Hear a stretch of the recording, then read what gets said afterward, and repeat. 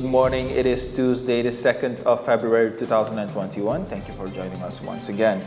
In the news, Ministry of Education will distribute lesson packages, communities should learn skills to address the pandemic, and the fourth anti-corruption debate held.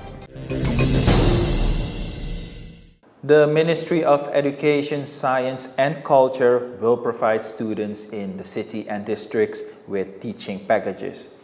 Education Minister Marie Levens announced this yesterday during the virtual press conference. The minister emphasized the importance of a properly functioning education system, but indicates that there will be not a switch to providing online lessons as yet. Minister Levens also says that school principals are allowed to use alternative methods to provide the students with teaching materials. However, no principals or teacher should proceed to oblige children to attend lessons via the internet. Various options are considered to complete the school year in a safe manner. And according to the minister, no final decision has yet been taken on whether or not to proceed with the exams physically. An adapted form of the national exams is realistic, but the quality must be guaranteed.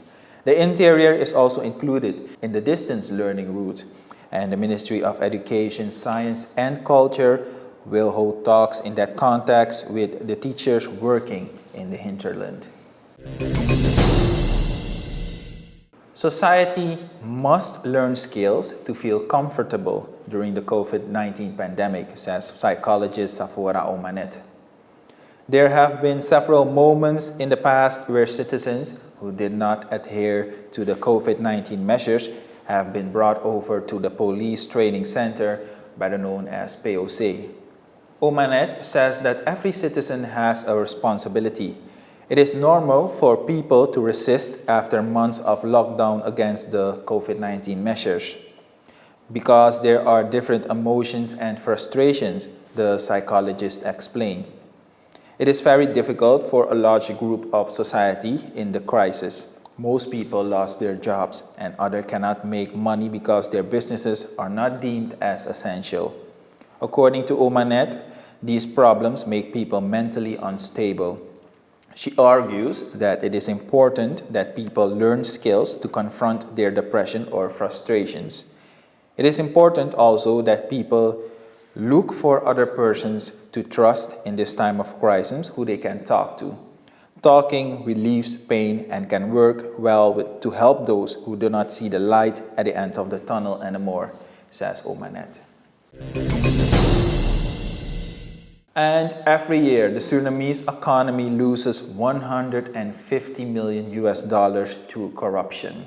So says Angelique Del Castillo, the chairwoman of the political party DA91. Last Friday, the fourth anti-corruption debate was held with the theme Citizens' Participation. According to Castillo, the role of the National Assembly is very important when it comes to the involvement of citizens in the fight against corruption. And other civil society organizations are also important in the fight against corruption. Journalists also have a clear task of investigating corruption, and informing the public.